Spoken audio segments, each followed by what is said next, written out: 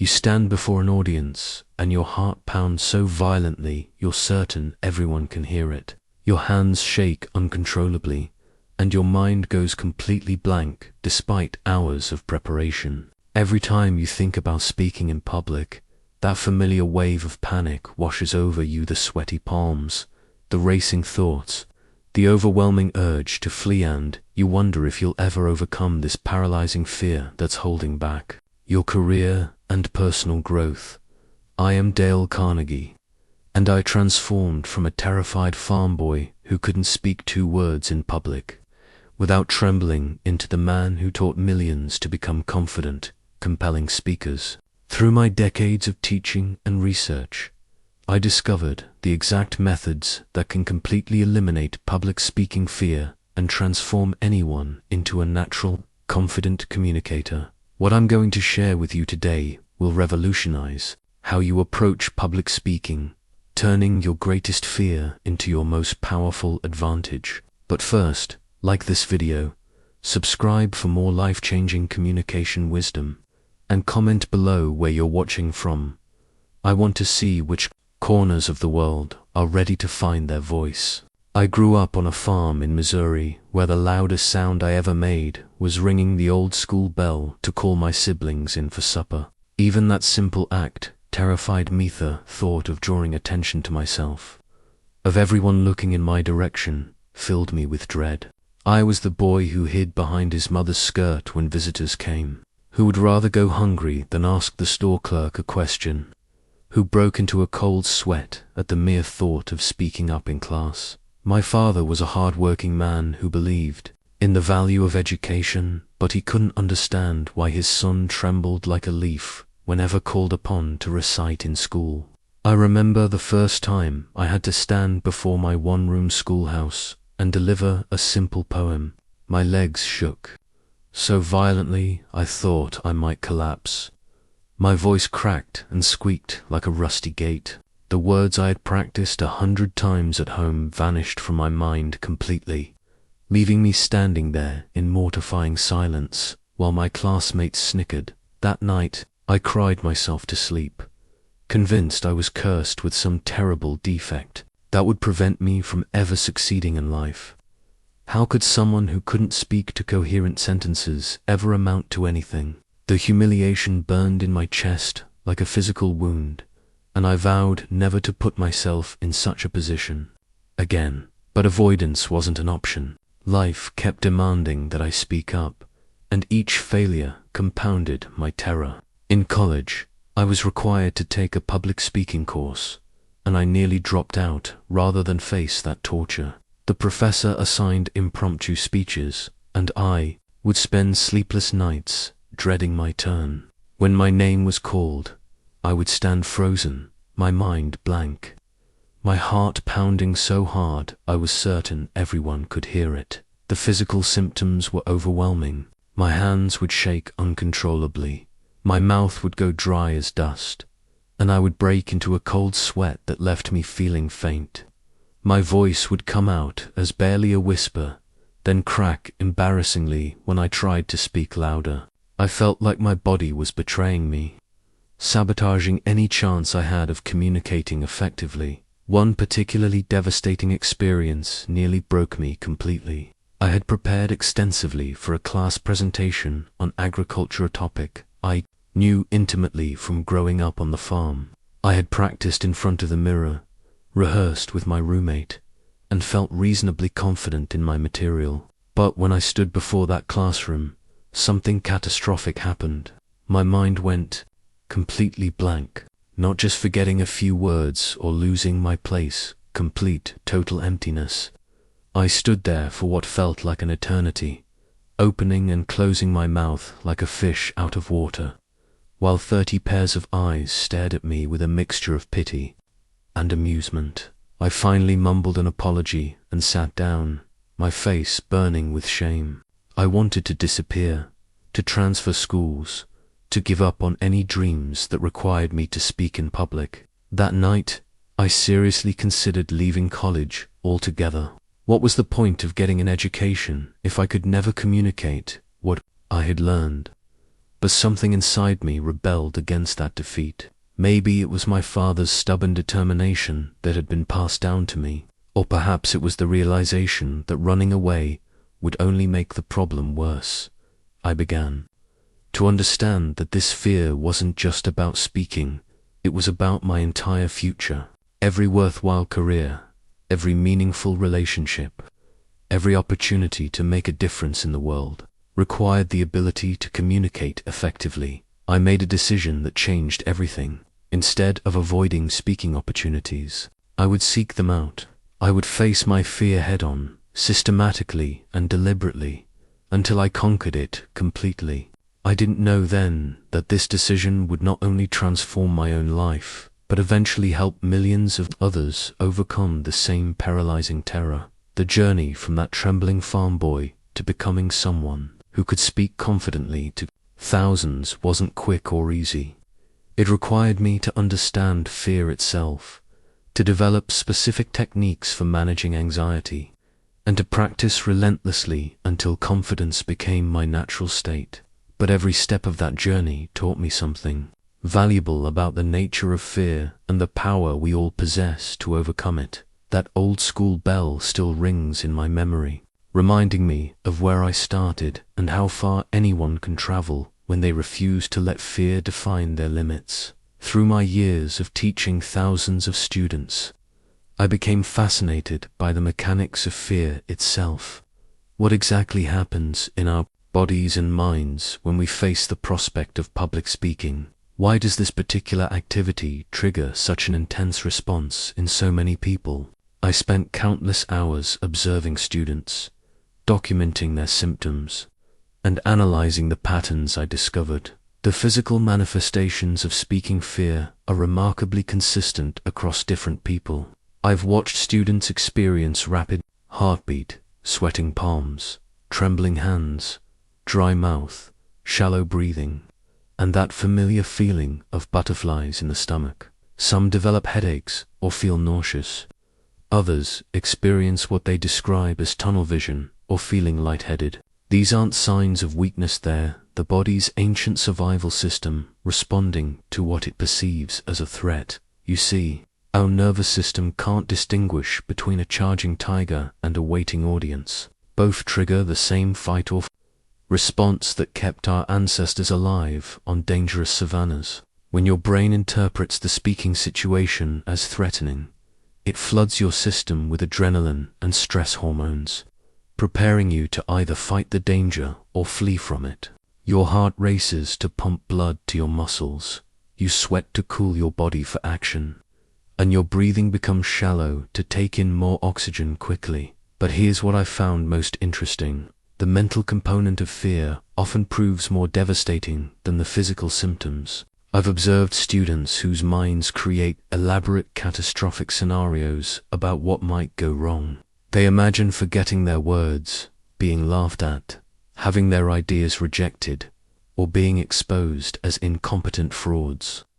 These imaginary disasters feel absolutely real to the person experiencing them, creating a level of anxiety that's often completely disproportionate to the actual risk involved. I discovered that most people's speaking fears cluster around several core concerns. First, there's the fear of judgment, worrying that the audience will think poorly of them, find them boring, or reject their ideas. Then there's the fear of making mistakes, forgetting words, stumbling over phrases, or having their mind go blank. Many also fear losing control, worrying they'll faint, cry, or somehow embarrass themselves in front of others. What particularly intrigued me was how these fears compound over time. Each negative speaking experience reinforces the neural pathways associated with fear, making the next speaking opportunity feel even more threatening. Students would come to me with years of accumulated negative associations around public speaking, having unconsciously trained their minds to respond with terror at the mere thought of addressing a group. I noticed that many students had developed elaborate avoidance strategies. Some would call in sick on presentation days. Others would volunteer to do extra written work to get out of speaking assignments. and many simply chose careers that they believed would never require public communication. But avoidance only strengthened the fear, creating a vicious cycle where the longer someone avoided speaking, the more terrifying it became. The most revealing discovery was understanding the difference between helpful nervousness and paralyzing terror. Every effective speaker I knew experienced some level of nervousness before important presentations. It's a natural response that can actually enhance performance by increasing alertness and energy. The problem arises when this natural nervousness escalates into overwhelming fear that interferes with clear thinking and effective communication. I began to see that fear thrives in uncertainty and lack of preparation. When students didn't know their material well, hadn't practiced their delivery, or were unclear about their message, their anxiety multiplied exponentially. The unknown felt infinitely more threatening than any specific challenge they might face. Through careful observation, I also noticed that fear tends to be future-focused rather than present-focused. Students would torture themselves with worries about what might happen next week or next month, creating anxiety about events that existed only in their imagination. Very few people experience intense fear while actually engaged in the act of speaking. It's the anticipation that proves most painful. Perhaps most importantly, I discovered that speaking fear is learned, not innate. I watched young children communicate naturally and fearlessly with adults, telling elaborate stories and expressing their ideas without any self-consciousness. The fear develops over time through negative experiences, social conditioning, and learned beliefs about the dangers of being the center of attention. This revelation gave me tremendous hope, because anything that's learned can be unlearned. If the mind can be trained to respond with fear to speaking situations, it can also be retrained to respond with confidence and excitement. Understanding the anatomy of fear became the foundation for developing systematic methods to overcome it completely. The breakthrough in my own speaking journey came not from learning techniques or practicing gestures, but from discovering something far more fundamental, a compelling reason to speak that was bigger than my fear. I remember the exact moment this revelation hit me. I was preparing for a presentation about farming techniques to my fellow students, and instead of focusing on my terror, I found myself thinking about my father and the other farmers back home who could benefit from what I had learned. Suddenly, my message mattered more than my fear. I realized I had information that could help people improve their livelihoods, feed their families better, and work more efficiently. The value of what I wanted to share became so important to me that my personal comfort seemed trivial in comparison. This shift in focus changed everything about how I approached speaking. I began to understand that fear is essentially a selfish emotion. When we're terrified of speaking, we're focused entirely on ourselves, how we look, how we sound, what others think of us, whether we'll embarrass ourselves. But when we're truly passionate about our message and genuinely care about helping our audience, that self-focus naturally diminishes. Our attention moves from our own comfort to our audience's needs. This principle became the cornerstone of everything I later taught. Before working on delivery techniques or managing anxiety, students needed to discover their compelling reason to speak. What did they know that others needed to hear? What experiences had they lived that could benefit someone else? What insights had they gained that deserved to be shared with the world? I developed a simple but powerful exercise for my students. I would ask them to complete this sentence: I must share this message because ... and then write for 10 minutes without stopping. The responses revealed the passion and purpose that fear had been masking.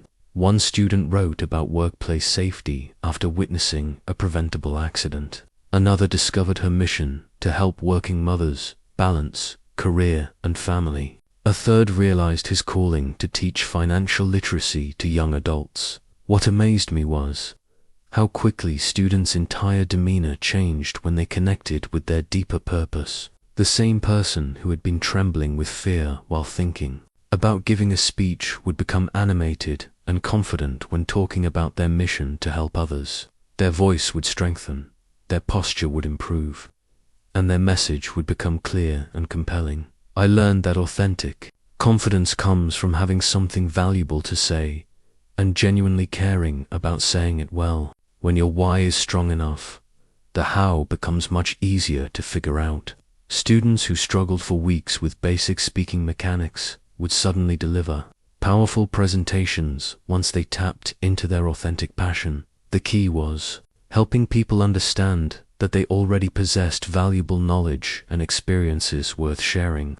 Every person I met had lived through challenges that others were currently facing, had learned lessons that could benefit someone else, or had developed skills that deserved to be passed on. The farmer's son who understood agricultural innovation, the immigrant who had navigated adapting to a new culture, the mother who had learned to manage a household efficiently. Everyone had expertise that mattered. I discovered that people often undervalue their own knowledge because it seems ordinary to them. What feels routine and obvious to you might be revolutionary to someone else. The key is recognizing that your unique combination of experiences, insights, and perspectives creates value that only you can provide. Finding your why also helps you identify your natural speaking style. Some people are energized by inspiring others to take action. Others excel at teaching complex concepts in simple terms. Some are gifted at sharing personal stories that help others feel less alone. When you understand your deeper purpose, your authentic voice emerges naturally. I always carried a small card in my pocket with my core conviction written on it. Everyone deserves to communicate with confidence and connect with others effectively. During moments of nervousness, I would remember this belief and remind myself that my discomfort was insignificant compared to the potential impact of helping someone overcome their fear. Your why becomes your anchor during challenging speaking moments. When you forget your words, your purpose reminds you of what really matters. When you face a difficult question, your conviction guides your response. When you feel nervous, your mission provides the courage to continue. The most powerful speakers I've encountered aren't necessarily the most polished or technically skilled. They're the ones who have something important to say and are committed to saying it well. Their passion for their message creates a magnetic quality that draws people in and makes them want to listen. I've watched students transform from terrified novices to confident communicators simply by connecting with their authentic purpose. When you know why you must speak, when you understand the value you bring to others, when you're focused on serving your audience rather than protecting yourself, fear loses its power over you. Your message becomes bigger than your anxiety, and speaking becomes not a burden to endure, but a privilege to embrace. Most people prepare for speaking the wrong way, and then wonder why their preparation doesn't reduce their anxiety. They write out their entire speech, word, third word, memorize it like a school recitation, and hope they can deliver it without forgetting anything. This approach actually increases fear because it creates a rigid framework that can shatter with one forgotten phrase, leaving the speaker feeling exposed and helpless. When I was struggling with my own speaking fear, I made this exact mistake. I would spend hours crafting the perfect speech, memorizing every word, every pause, every gesture. But the moment I forgot a single line or lost my place, panic would set in. I felt like I was walking a tightrope without a net, terrified that one small mistake would send me plummeting into humiliation. Real preparation isn't about memorizing words. It's about becoming so thoroughly familiar with your ideas that you can express them naturally and conversationally, regardless of exactly which words you use. I developed what I call the topic file system, a method of preparation that creates genuine confidence rather than brittle perfectionism. The foundation of effective preparation begins with truly understanding your subject matter. You must know your topic so well that you could discuss it comfortably with a friend over dinner. This means going beyond surface-level information to develop deep familiarity with the concepts, examples, stories, and applications related to your message. I recommend creating what I call a personal story banker collection of experiences, observations, and anecdotes that relate to your topic. These stories become your most powerful tools for connecting with audiences because they're uniquely yours and impossible to forget. When you're sharing something you've actually lived through, the words flow naturally because you're simply recounting real experiences.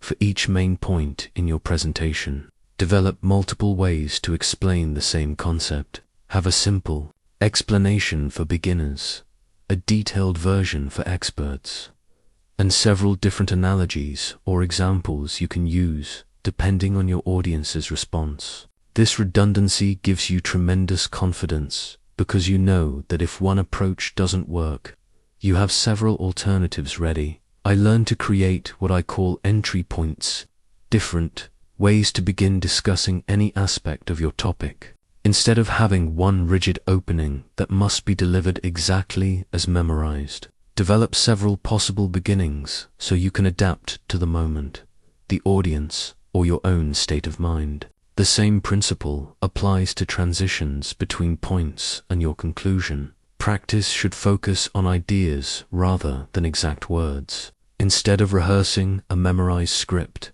practice explaining your concepts in different ways. Talk through your material while driving, walking, or doing routine tasks. Explain your ideas to friends, family members, or colleagues. The more ways you've expressed these thoughts, the more natural and flexible your delivery becomes. I discovered that the most confident speakers aren't those who never make mistakes. They're those who can handle mistakes gracefully and keep moving forward. Part of your preparation should include developing recovery strategies for common problems. What will you do if you lose your place? How will you handle difficult questions? What's your backup plan if your opening doesn't work? Having these strategies prepared removes much of the anxiety around potential problems. Physical preparation matters as much as mental preparation. Know your speaking environment in advance whenever possible. Familiarize yourself with the room. Lay out the microphone system and any visual aids you'll be using. Arrive early to test equipment and get comfortable in the space. Physical familiarity reduces one more source of potential anxiety. Develop a pre-speaking routine that helps you feel prepared and confident. This might include reviewing your key points, doing vocal warm-ups, practicing confident posture, or repeating affirmations about your message and its value. Having a consistent routine creates a sense of control and readiness. I always prepared far more material than I could possibly use in the allotted time. This over-preparation meant I never worried about running out of things to say. If I had 20 minutes to speak, I would prepare 40 minutes worth of content, then select the most important and relevant points for that particular audience and occasion. The goal of preparation isn't to create a perfect performance. It's to build such thorough familiarity with your material that you can communicate naturally and adaptively, regardless of what happens during your presentation. When you're prepared this way, you can focus on connecting with your audience rather than worrying about remembering your lines. True preparation gives you the freedom to be spontaneous. When you know your material deeply and have practiced expressing it in many different ways, you can respond naturally to audience reactions, expand on points that seem particularly relevant, or adjust your approach based on the energy in the room. This flexibility is the mark of truly confident speaking. Preparation becomes your shield against fear because it replaces uncertainty with competence. Instead of worrying about what might go wrong, you can focus on the value you're bringing to your audience. When you're thoroughly prepared in this comprehensive way, speaking becomes not a test to be passed, but a conversation to be enjoyed. One of the most powerful discoveries in my journey to overcome speaking fear was understanding how the mind responds to vivid mental imagery. I learned that our nervous system can't distinguish between a clearly imagined experience and a real one. This revelation opened up an entirely new approach to building speaking confidence, one that allowed me to practice success repeatedly in my mind before ever stepping in front of an audience. When I first heard about mental rehearsal, I was skeptical. How could simply imagining myself speaking confidently have any real impact on my actual performance? But my desperation to overcome my fear led me to experiment with this technique, and the results were remarkable. I discovered that I could literally reprogram my nervous system's response to speaking situations through systematic visualization. The problem most fearful speakers face is that they've already engaged in extensive mental rehearsal, but they've been rehearsing failure. Every time you imagine yourself forgetting your words, being laughed at, or embarrassing yourself, you're training your mind to expect and prepare for disaster. Your nervous system responds to these negative visualizations as if they were real experiences, reinforcing your fear and anxiety. I developed a systematic approach to mental rehearsal that reverses this process. Instead of accidentally practicing failure, you deliberately practice success.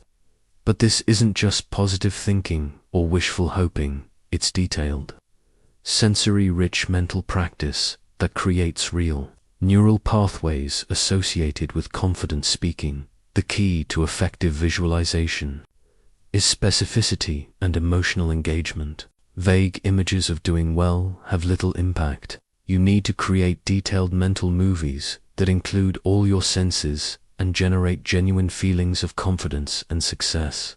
I would spend 15 minutes each day sitting quietly with my eyes closed, mentally rehearsing my upcoming speaking opportunities in vivid detail. I would begin by imagining myself in the actual room where I would be speaking. I'd visualize the audience members, their faces showing interest and engagement. I'd see myself walking confidently to the speaking area, feeling calm and prepared. In my mind, I would deliver my opening lines clearly and powerfully, noticing how the audience responded positively to my words. The visualization would continue through my entire presentation.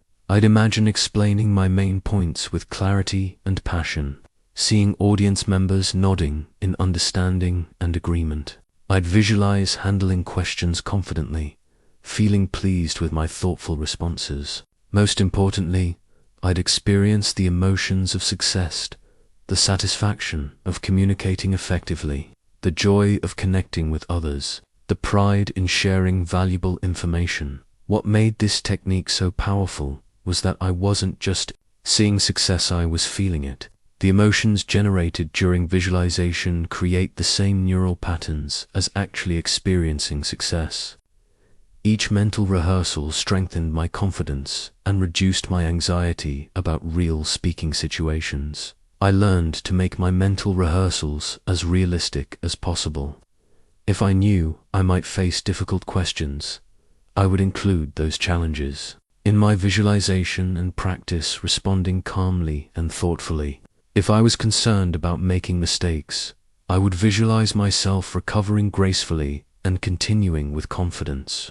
By mentally practicing these challenging scenarios, I removed their power to create surprise and anxiety. The timing of mental rehearsal proved crucial. I found that visualizing success immediately before sleep was particularly effective because the subconscious mind continues processing these images throughout the night. I would also do brief visualization sessions before actual speaking opportunities, spending just 5 minutes mentally rehearsing success to activate the confident neural patterns I had been developing. One of the most important aspects of mental rehearsal was learning to interrupt negative visualization whenever it occurred. The moment I caught myself imagining failure or embarrassment, I would immediately replace those images with detailed visions of success. This constant redirection gradually trained my mind to default toward confident expectations rather than fearful ones. I discovered that mental rehearsal works because it creates familiarity with success. When you've mentally experienced confident speaking dozens of times, actually doing it feels natural rather than foreign. Your nervous system recognizes the situation as familiar and responds with calm confidence rather than fear and anxiety. The technique becomes even more powerful when combined with physical preparation. I would often visualize, while practicing the physical aspects of confident speaking, standing tall, making eye contact, using expressive gestures. This integration of mental and physical practice created comprehensive preparation that addressed both the psychological and behavioral aspects of confident communication. Mental rehearsal also helped me develop emotional resilience. By repeatedly experiencing success in my mind, I built a strong foundation of positive associations with speaking that couldn't be shaken by occasional real-world mistakes or challenges. Even when things didn't go perfectly in actual presentations, my deep mental conditioning toward success helped me maintain confidence and recover quickly. The most remarkable aspect of this technique was how it accelerated my progress. Instead of needing dozens of real speaking experiences to build confidence, I could practice success daily in my mind, creating rapid improvement in my actual speaking abilities. Mental rehearsal became my secret weapon for transforming fear into confidence efficiently and effectively. The connection between body and mind in public speaking became crystal clear to me during one of my early presentations. I had prepared thoroughly and visualized success, but the moment I stood up, my shoulders hunched forward, my eyes dropped to the floor, and my voice came out as barely a whisper. My physical presence was broadcasting fear and uncertainty, undermining everything I had prepared mentally. That day I realized that confident speaking requires mastery of both mind and body. I began studying how truly confident speakers carried themselves, and I discovered patterns that seemed almost universal. They stood tall without being rigid, moved with purpose rather than nervous energy, and maintained eye contact that created genuine connection. Most importantly, their physical presence seemed to generate confidence rather than simply reflecting it.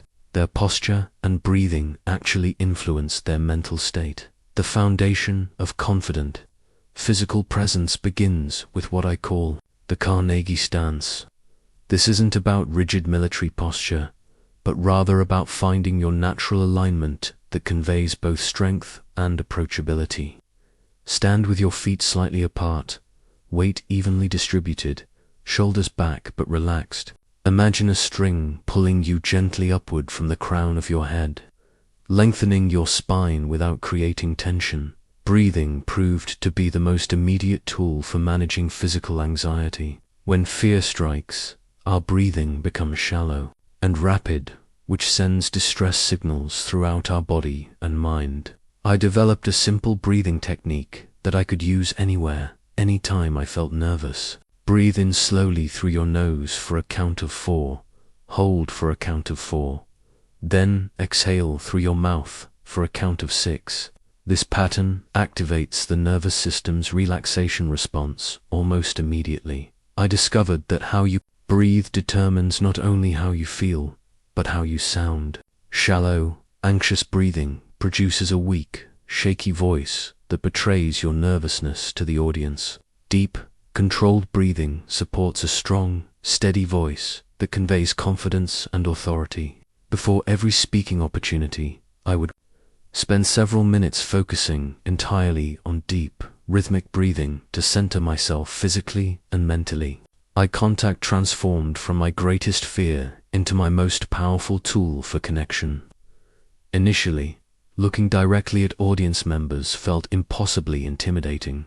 I would stare at the back wall, look over people's heads, or focus on my notes, anything to avoid those potentially judgmental eyes. But I learned that avoiding eye contact actually increases anxiety because it prevents you from seeing the supportive, interested expressions that most audience members actually display. I developed a systematic approach to building comfortable eye contact. Begin by looking at friendly faces in the audience. There are always several people who seem genuinely interested and supportive. Make eye contact with one person for a complete thought or sentence, then move to another friendly face. This creates the feeling of having individual conversations within the larger group, making the experience more personal and less intimidating. The power of purposeful gesture surprised me.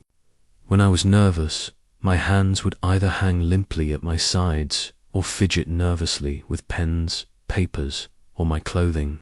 Neither approach supported my message or my confidence. I learned that natural, expressive gestures actually help you think more clearly and remember your content better, while also making your presentation more engaging for the audience. Effective gestures arise naturally from your content and emotions.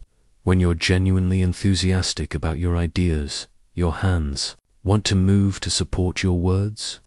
The key is allowing this natural expression while avoiding distracting mannerisms. Practice your presentations while focusing on letting your hands move naturally to emphasize your points, illustrate concepts, or show relationships between ideas. Movement around the speaking space can either enhance or undermine your presence.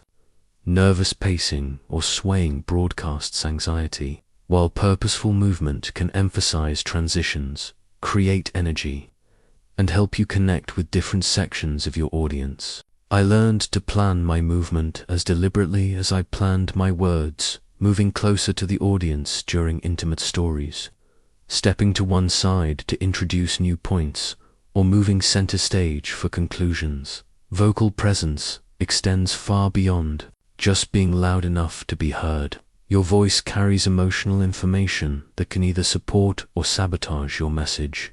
A shaky, uncertain voice tells the audience you're not confident in your ideas, regardless of how well prepared you are. I spent considerable time developing vocal strength through simple exercises, reading aloud with expression, practicing speaking from my diaphragm rather than my throat, and learning to vary my pace and volume for emphasis. I discovered that physical warm-up before speaking can be as important as vocal warm-up. Simple stretching exercises release tension that accumulates in your shoulders, neck, and jaw. Rolling your shoulders, gently stretching your neck, and doing facial exercises can help you feel more relaxed and natural. When you begin speaking, the most profound realization was that your physical presence actually influences your mental state. When you stand confidently, breathe deeply, make eye contact, and use purposeful gestures, your mind begins to feel more confident. Your body teaches your brain how to feel. This means you can use physical techniques to create genuine confidence, rather than just appearing confident while feeling anxious inside. Practicing confident physical presence became part of my daily routine. I would stand in front of a mirror and practice the Carnegie stance, work on natural gestures while explaining everyday concepts, and rehearse making eye contact with my own reflection. This regular physical practice created muscle memory that served me well during actual speaking situations. The integration of confident physical presence with mental preparation creates a powerful foundation for fearless speaking. When your body and mind are both prepared and aligned, you project authentic confidence that audiences respond to positively, creating a virtuous cycle that reinforces your growing speaking abilities. The breakthrough that changed everything about my approach to public speaking came from a simple realization. Speaking to a group is just conversation amplified. Every day, I engaged in countless conversations with friends, family, and colleagues without any anxiety or fear. I could explain complex farming techniques to my neighbor, tell entertaining stories at dinner, or passionately discuss my ideas with classmates. Why did my confidence evaporate the moment these same conversations moved to a formal speaking setting? I began observing myself during casual conversations, noting what made them feel natural and effortless. When talking with a friend about something I cared about, my words flowed smoothly because I was focused on sharing information rather than performing perfectly. I used natural gestures, varied my tone of voice for emphasis, and responded spontaneously to my friends' reactions.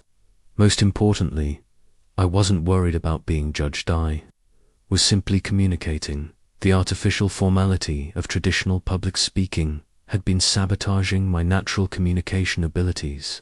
I had learned to think of speeches as performances requiring special skills, perfect delivery, and elevated language. This mindset created pressure and anxiety that had nothing to do with actually communicating ideas effectively. I decided to experiment with bringing conversational naturalness into my formal presentations.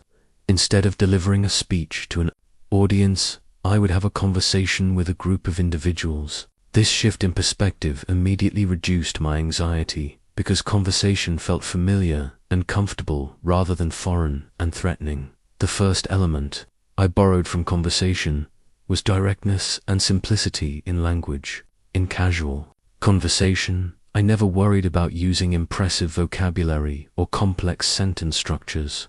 I spoke clearly and simply to ensure my meaning was understood. When I applied this same approach to formal presentations, my message became much more engaging and accessible. Eye contact in conversation happened naturally because I was focused on the person I was talking with rather than on myself. I applied this same principle to group speaking by treating my presentation as a series of individual conversations. I would complete a thought while looking at one person, then turn to another person for the next idea, creating the intimacy of personal conversation within the larger group setting. Questions and responses flow naturally in conversation because both parties are engaged in genuine communication. I learned to invite this same interaction in my presentations by asking rhetorical questions, pausing for mental responses, and watching for audience reactions that guided my emphasis and pacing. This made my presentations feel like guided conversations, rather than one-way lectures. In conversation, I naturally used stories and examples to illustrate my points because abstract concepts become clearer when connected to concrete experiences. I began incorporating this storytelling approach into my formal presentations, sharing personal anecdotes and real-world examples that made my ideas more relatable and memorable. The conversational approach also solved my problems with memorization and rigid structure. In conversation, I never worried about saying things in exactly the same way twice. I expressed my ideas naturally, using whatever words felt appropriate for that particular moment and audience. This flexibility eliminated the anxiety that came from trying to deliver a perfect, memorized performance. I discovered that conversational speaking is actually more engaging for audiences than formal, polished presentations. People are accustomed to learning through conversation and discussion rather than through lectures. When your presentation feels like an expanded conversation, audience members feel more involved and connected to both you and your message. Humor emerges naturally in conversation when something genuinely amuses you or when you want to lighten the mood. I learned to let this same spontaneity enter my presentations rather than forcing artificial jokes or rehearsed funny lines. Natural conversational humor creates genuine connection and helps everyone feel more relaxed and comfortable. The pace of conversation varies naturally based on the importance of different ideas and the listener's reactions. I applied this principle to speaking by allowing myself to slow down for important points, speed up during transitions, and pause when I sensed the audience needed time to absorb a concept. This natural rhythm made my presentations much more engaging than maintaining a steady, monotonous pace. Conversational speaking also handles mistakes much more gracefully. In casual conversation, we routinely correct ourselves, rephrase ideas for clarity, or restart sentences without anyone thinking twice about it. I learned to bring this same ease with imperfection to my formal presentations, treating minor mistakes as natural parts of communication rather than devastating failures. Asterisk. The authenticity of conversation became my greatest asset as a speaker. When you're genuinely communicating rather than performing, your personality shines through naturally. Your passion for your subject becomes evident. Your expertise comes across as helpful rather than boastful, and your humanity makes you relatable and trustworthy. Asterisk. I developed specific techniques for maintaining conversational naturalness in formal settings.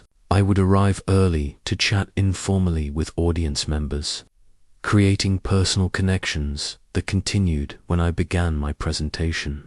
I would reference these conversations during my talk, acknowledging individuals and building on earlier discussions. The most powerful aspect of conversational speaking is that it focuses your attention outward rather than inward. Instead of worrying about how you look or sound, you become absorbed in the process of communicating with real people about ideas that matter to you.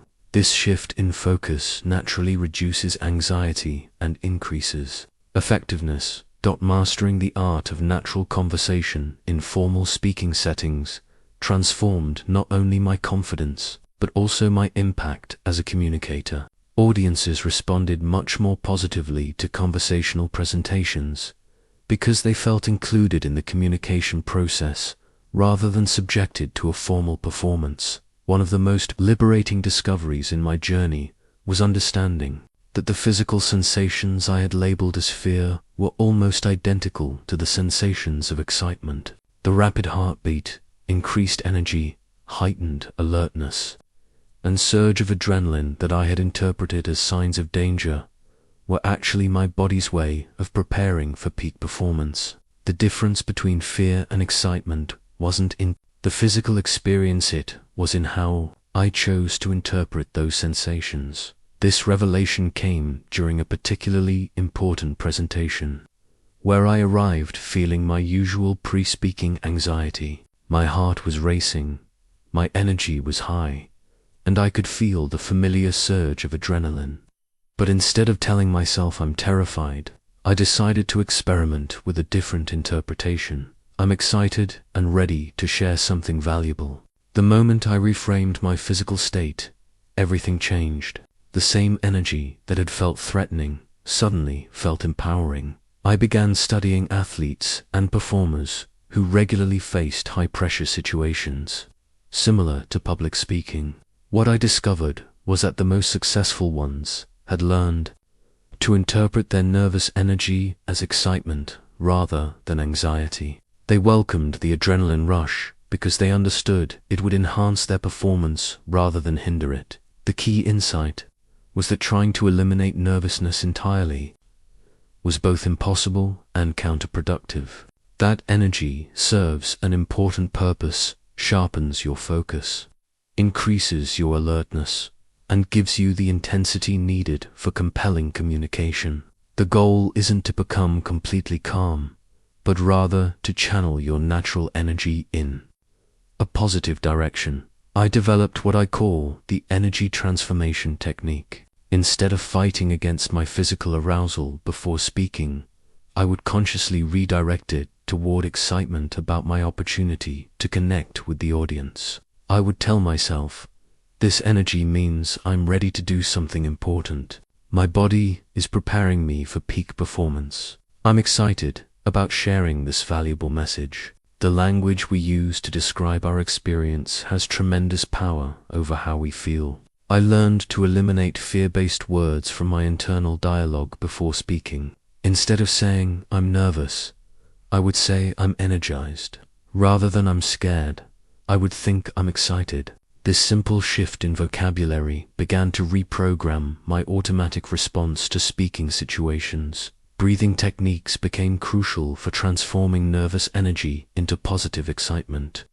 Instead of the shallow, rapid breathing that accompanies fear, I would use deep, rhythmic breathing that maintained my energy while creating a sense of control and focus. This allowed me to keep the beneficial aspects of arousal, while eliminating the sense of being overwhelmed. I discovered that movement and physical activity before speaking could help channel nervous energy productively, rather than sitting still and letting anxiety build. I would take a brisk walk, do some light stretching, or engage in brief physical exercises that used up excess energy while maintaining alertness and focus. The reframing process extended beyond just the physical sensations to include my thoughts about the speaking opportunity itself. Instead of viewing it as a potential threat to be survived, I began seeing each chance to speak as an exciting opportunity to make a difference, share valuable ideas, and connect with people who could benefit from my message. I learned to welcome the signs of activation rather than dreading them. When I felt my heart rate increase before speaking, I would smile and think, "Perfect, my body is getting ready to help me communicate powerfully." When I noticed increased energy, I would interpret it as enthusiasm for my topic rather than anxiety about potential failure. The transformation became easier when I started preparing for it systematically. During my mental rehearsals, I would practice not only visualizing successful presentations, but also reframing any nervous energy as excitement and readiness.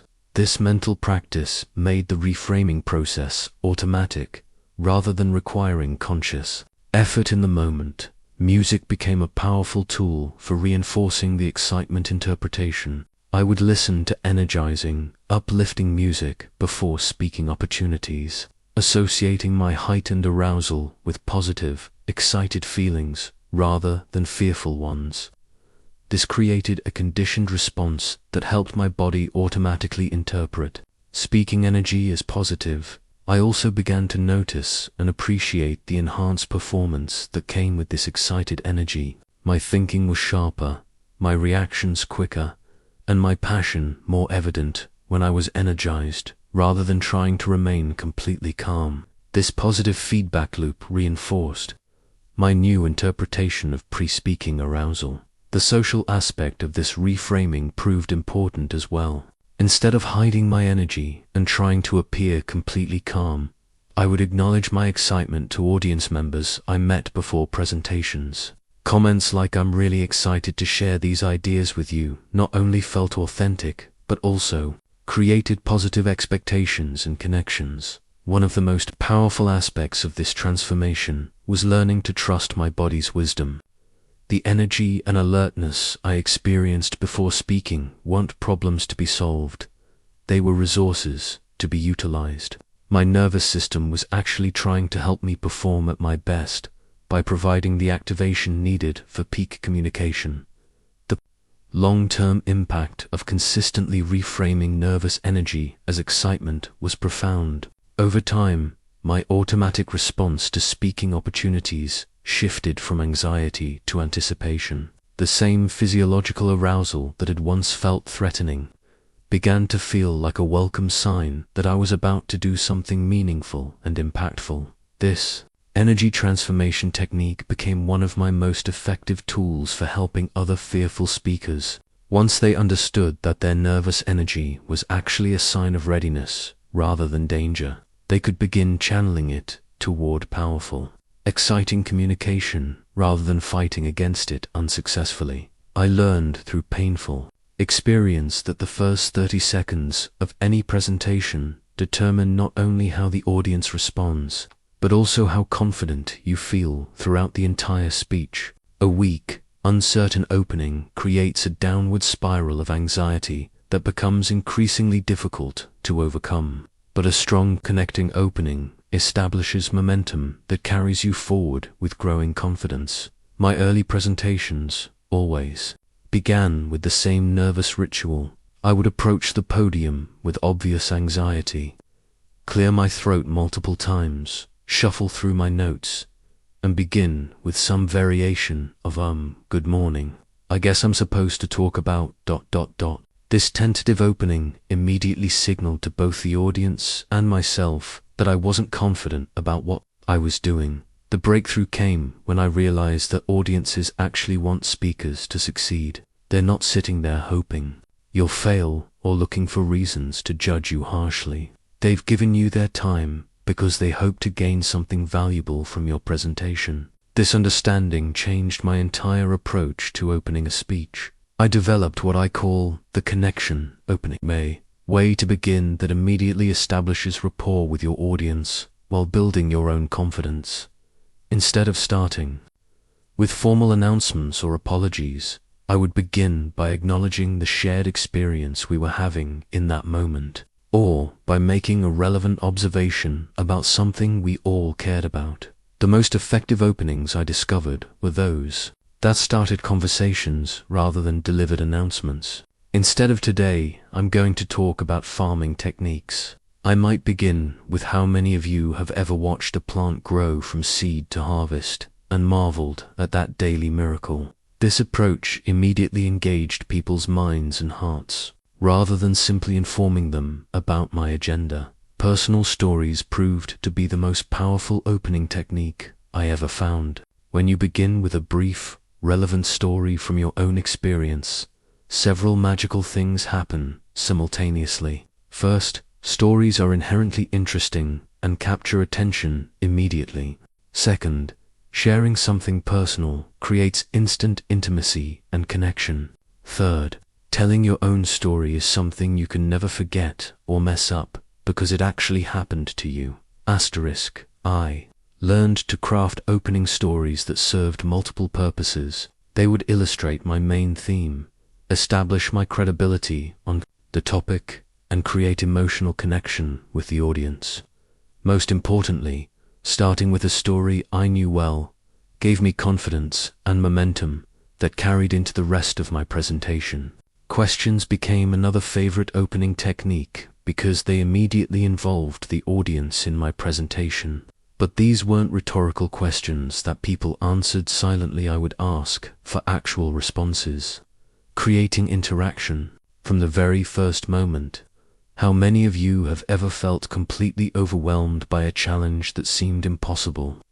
Followed by a show of hands instantly created a sense of shared experience and community. I discovered that acknowledging the obvious could be surprisingly effective as an opening technique. If people had traveled through bad weather to attend, if we were meeting in an unusual location, or if there was something unique about the occasion, addressing it directly showed that I was present and aware rather than simply delivering a canned presentation. The power of a bold statement as an opening surprised me. Instead of easing into my topic tentatively, I learned to begin with a strong, clear declaration that captured the essence of my message. Every person in this room has the capacity to double their effectiveness in the next 30 days. Immediately commanded attention and established high expectations for what would follow. Current events and relevant references made openings feel timely and important. By connecting my message to something people were already thinking about, whether it was local news, seasonal changes, or widely shared experiences, could make my presentation feel immediately relevant rather than theoretical or disconnected from their lives. I learned that what you don't say in your opening is as important as what you do say. Avoiding apologies, self-deprecating comments, or expressions of nervousness prevents you from undermining your credibility before you've even begun sharing your message. The audience doesn't need to know that you're nervous. They need to know that you have something valuable to share with them. The physical aspects of your opening are crucial for both audience perception and your own confidence. I practiced walking to the speaking position with purpose and energy, establishing eye contact before beginning to speak, and starting with a strong, clear voice rather than building up to it gradually. These physical elements signaled confidence to the audience and helped me feel more powerful and in control. Preparation of multiple opening options gave me tremendous confidence because I knew that if my planned beginning didn't feel right in the moment, I had alternatives ready. Sometimes the energy in the room or the previous speaker's comments would suggest a different approach than what I had originally planned. And having options allowed me to adapt while maintaining confidence. The transition from opening to main content required careful attention because this is where many speakers lose their momentum. I learned to create clear bridges that connected my opening story, question, or statement to the main ideas I wanted to share. This connection had to feel natural and logical rather than forced or artificial. Timing became critical in developing effective openings. An opening that goes on too long loses its impact and begins to feel like the entire presentation. I learned to keep openings concise and powerful, usually no more than 60 to 90 seconds, before moving into my main content with clear direction and purpose. The most important discovery about openings was that they set the emotional tone for everything that follows. An opening that creates excitement, curiosity, or connection establishes a positive atmosphere that makes the entire presentation more enjoyable for both speaker and audience. When you begin well, confidence builds naturally as you progress through your material. The moment I discovered the power of storytelling in presentations was the moment my fear began transforming into excitement. I had been struggling through a dry presentation about agricultural innovations when I decided to abandon my prepared script and simply tell the audience about the day my father's farm was saved by a new irrigation technique. As I shared that personal story, something magical happened. My nervousness disappeared completely. When you're telling a story that actually happened to you, several wonderful things occur simultaneously. First, you can never forget the story, because it's drawn from your own experience. Second, your natural passion and emotion emerge because you're reliving something meaningful. Third, the audience becomes completely engaged because stories trigger something deep in human psychology that abstract information cannot touch. I began to understand that humans are fundamentally storytelling creatures. For thousands of years, we've learned, remembered, and shared important information through stories. When you communicate through narrative, you're working with the natural way people's minds process and retain information, rather than against it. The stories that had the most impact were always personal ones, experiences I had lived through, people I had met, challenges I had faced. These stories carried an authenticity that no amount of research or preparation could duplicate. When I shared something real from my own life, the audience could sense that authenticity immediately, and it created a level of trust and connection that formal presentations rarely achieved. I developed a simple structure for incorporating stories into any presentation. Every story needed 3 essential elements: a challenge or conflict that created tension, specific details that made the experience vivid and real, and a resolution that illustrated the point I wanted to make. This structure ensured that my stories were both engaging and relevant to my message. The key to effective storytelling was learning to include sensory details that helped the audience experience the story rather than just hear about it. Instead of saying, "I was nervous," I would describe my hands trembling as I reached for the microphone, or my mouth going dry as I looked out at the sea of faces. These specific details allowed listeners to feel what I had felt. Dialogue brought stories to life in ways that description alone could never achieve. Instead of reporting, "My father gave me advice," I would recreate the actual conversation. "Son," my father said, putting his weathered hand on my shoulder. Courage isn't the absence of fear, it's doing what needs to be done despite the fear. Direct quotes made stories immediate and personal. I learned that the most powerful stories often came from moments of failure, embarrassment, or struggle rather than from easy successes. Audiences connected deeply with stories about overcoming challenges because everyone has faced similar difficulties. Sharing your vulnerabilities and mistakes makes you human and relatable rather than intimidating or perfect. The emotional arc of a story proved crucial for maintaining audience engagement. I would begin with a situation that created curiosity or tension, develop the challenge or conflict to build investment in the outcome, and then resolve the story in a way that delivered both satisfaction and insight. This emotional journey kept listeners engaged from beginning to end. Timing and pacing became essential skills in storytelling.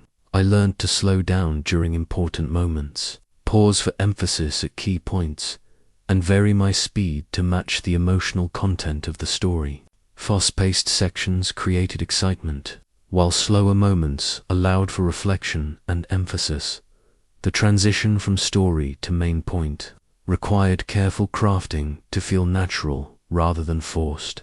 I would end the story, pause briefly to let it settle, and then connect it explicitly to the concept I wanted to teach.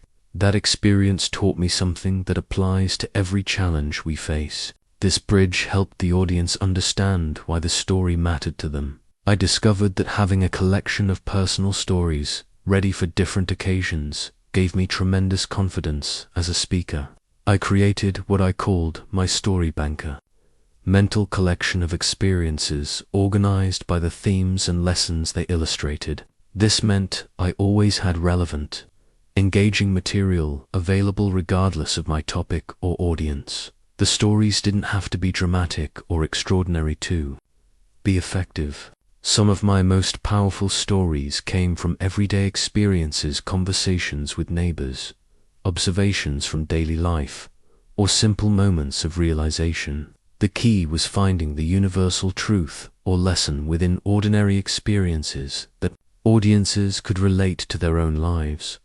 Practice in storytelling came naturally through daily conversation.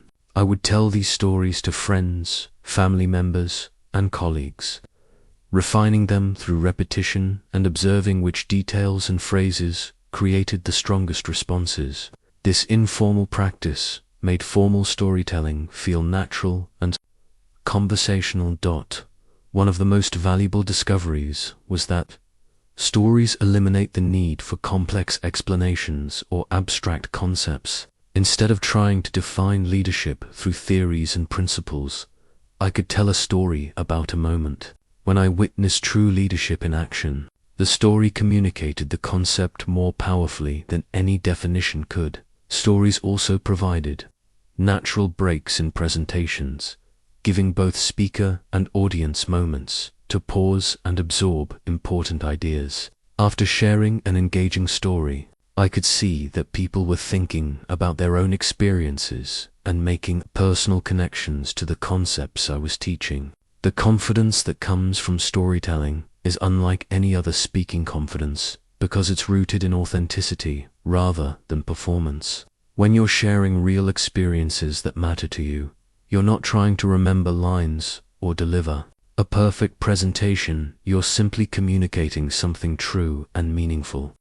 This shift from performance to communication transforms the entire speaking experience. Most importantly, storytelling shifted my focus from myself to my message and my audience. Instead of worrying about how I looked or sounded, I became absorbed in helping people understand and connect with the ideas that had made a difference in my own life. This outward focus naturally eliminated self-consciousness and fear.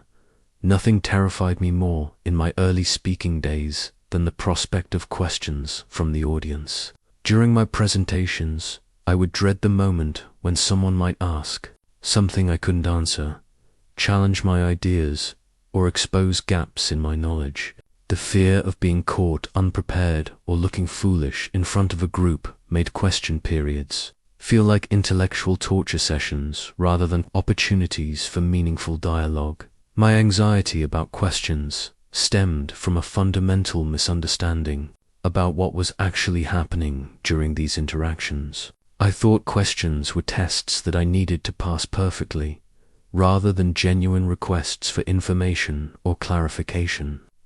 This mindset created enormous pressure because I felt responsible for having the perfect answer to every possible question, which is, of course, impossible. The breakthrough came when I realized that questions were actually gifts from the audience. When someone asks a question, They're telling you exactly what they want to know more about. They're giving you the opportunity to provide additional value and to address their specific interests or concerns. Instead of viewing questions as threats, I began seeing them as chances to be even more helpful to my listeners.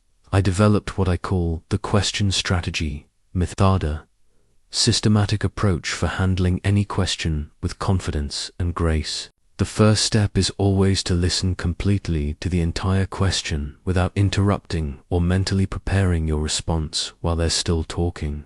Many speakers miss important nuances because they're so focused on formulating answers that they don't hear the actual question being asked. Pausing briefly after a question is asked became one of my most valuable techniques. This pause serves multiple purposes. It shows respect for the questioner, gives you time to think, and demonstrates that you're taking their question seriously rather than rushing to respond. Even if you know the answer immediately, a brief pause makes your response appear more thoughtful and considered.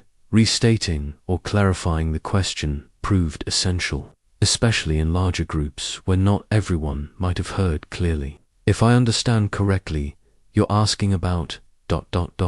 This technique ensures you're addressing the actual question, gives you additional thinking time, and helps the entire audience follow the discussion. The most liberating discovery was learning to say, "I don't know," when I genuinely didn't have an answer. Instead of fumbling through a weak response or making something up, I would acknowledge the limits of my knowledge honestly. "That's an excellent question, and I don't have a complete answer for you right now. Let me think about that and get back to you." Far from diminishing my credibility, this honesty actually enhanced it because audiences respect speakers who are genuine rather than pretentious. When I did know the answer, I learned to structure my responses clearly and concisely. Long, rambling answers often confused the issue rather than clarifying it. I would give a direct response to the specific question, provide a brief example or illustration if helpful, and then check to see if my answer had addressed their concern. Does that answer your question, or would you like me to elaborate on any part of it? Hostile or challenging questions initially felt like personal attacks, but I learned to separate the emotional charge from the actual content. Often, difficult questions came from people who were genuinely struggling with the concepts or had different experiences that shaped their perspective. By responding to the substance of their concern rather than the tone of their delivery, I could often turn challenging interactions into productive discussions. I developed techniques for handling questions I partially knew the answer to. Instead of pretending to know more than I did or admitting complete ignorance, I would share what I did know and acknowledge the limitations. "Here's what I can tell you about that topic, ... For the more technical aspects, you might want to consult." This approach provided value while maintaining honesty about my expertise. Redirecting questions back to the audience became a powerful technique for creating group learning opportunities. When someone asked about experiences or strategies, I might respond, "That's a great question. Has anyone here dealt with a similar situation?" This approach acknowledged the questioner while tapping into the collective wisdom of the group. Managing time during question periods required clear boundaries and gentle guidance. I learned to acknowledge time constraints up front. "We have time for 3 more questions, or I'll take questions for the next 10 minutes. This helped people prioritize their most important questions and prevented the procession from running indefinitely. Interruptions during presentations initially flustered me completely because they disrupted my planned flow and timing. I learned to handle interruptions gracefully by acknowledging the person who wanted to speak, addressing their concern briefly if possible, and then smoothly returning to my main content. "That's a good point, John. Let me finish this thought and then come back to your question." Some questions revealed misconceptions or misunderstandings that needed gentle correction. I learned to clarify without making the questioner feel foolish. I can see how that might seem to be the case. Let me provide some additional context that might help clarify. This approach corrected the misunderstanding while preserving the person's dignity. Preparing for common questions became part of my standard presentation preparation. While I couldn't anticipate every possible question, I could predict the most likely areas of confusion or interest and prepare thoughtful responses. This preparation gave me confidence without making me rigid or over-scripted. The most important realization was that question periods often provided the most valuable part of my presentations. The interaction, dialogue, and specific responses. Two real concerns created learning opportunities that prepared remarks alone could never achieve. When I stopped fearing questions and started welcoming them, my presentations became much more dynamic and effective. Over time, I began to actually look forward to question periods because they allowed me to connect more personally with audience members and address their specific needs and interests. The fear of not knowing everything was replaced by excitement about learning from the questions themselves and creating genuine dialogue with people who cared enough about the topic to engage actively with my ideas. One of my most embarrassing speaking disasters became the key to eliminating my fear of making mistakes. I was presenting to a group of farmers about crop rotation when I accidentally knocked over a glass of water, soaking my notes and creating a puddle on the floor. My first instinct was to panic. My carefully prepared presentation was ruined, and I was standing there like a fool in front of people I wanted to impress. But something unexpected happened. Instead of panicking, I laughed and said, "Well, I guess that's one way to demonstrate the importance of irrigation." The audience burst into laughter, and the atmosphere in the room immediately became more relaxed and friendly. I continued my presentation without notes, speaking more naturally and conversationally than I ever had before. That disaster taught me that mistakes could actually improve a presentation rather than ruin it. The fear of making mistakes had been one of my greatest sources of speaking anxiety. I would spend hours trying to memorize every word, anticipating every possible problem, and creating elaborate backup plans for scenarios that would probably never occur. This perfectionist approach actually increased my chances of making mistakes because I was so tense and focused on avoiding errors that I couldn't speak naturally. I began to understand that audiences don't expect perfection from speakers. Expect authenticity and value. When you make a mistake and handle it gracefully, you become more human and relatable rather than less credible. People connect with speakers who can laugh at themselves and continue moving forward despite minor setbacks. The key to graceful recovery is your attitude toward the mistake. If you treat it as a catastrophe, the audience will sense your distress and feel uncomfortable on your behalf. But if you acknowledge it briefly and move on with confidence, they'll respect your composure and quickly forget the error. Your reaction to mistakes matters much more than the mistakes themselves. I developed what I call the recovery playbook, specific strategies for handling different types of speaking mishaps. For forgotten words or lost thoughts, I learned to simply pause, take a breath, and either acknowledge the momentary lapse, let me gather my thoughts for a moment, or move on to the next point I could remember clearly. Fighting to retrieve lost words only makes the situation worse and draws attention to the problem. When I mispronounced words or used incorrect terminology, I found that quick, honest correction worked best. "Excuse me, let me say that correctly." This showed I cared about accuracy without making a big production out of a minor error. Audiences appreciate speakers who care enough to get things right while not being paralyzed by small mistakes. Technical failures, microphones cutting out, slides not working, or equipment malfunctions became opportunities to demonstrate adaptability, rather than disasters to endure. I learned to prepare mentally for these possibilities and have alternatives ready. When technology failed, I would often comment humorously about our dependence on gadgets and continue without the failed equipment, often creating a more intimate and engaging experience. Physical mishaps like tripping, dropping things, or clothing Malfunctions required immediate acknowledgement, followed by swift continuation. The worst response is pretending nothing happened when everyone clearly saw it occur. A brief, good-natured comment, followed by returning to your message, shows confidence and helps everyone move past the moment. Factual errors discovered during presentations needed honest, immediate correction. When someone pointed out an incorrect statistic or questioned a fact I had stated, I learned to thank them for the correction and provide the accurate information if I knew it, or acknowledge that I needed to verify the information later. Defending incorrect information to save face only damages your credibility further. Mind blanks. Those terrifying moments when you completely forget what comes next became manageable once I developed strategies for handling them. Instead of standing in frozen silence, I learned to bridge to material I knew well. Let me share a story that illustrates this point, ... or this reminds me of an important principle, ...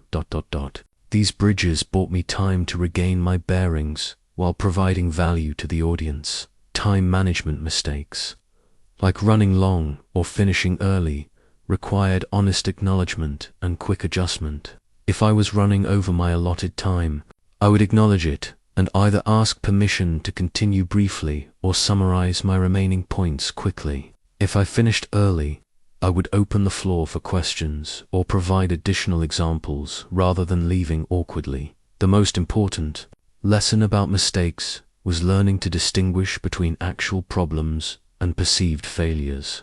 Many things I thought were terrible mistakes, slight stumbles over words, brief pauses to collect thoughts, or minor deviations from my planned script, were either unnoticed by the audience or perceived as natural parts of human communication. Building resilience to mistakes required changing my internal dialogue about perfection.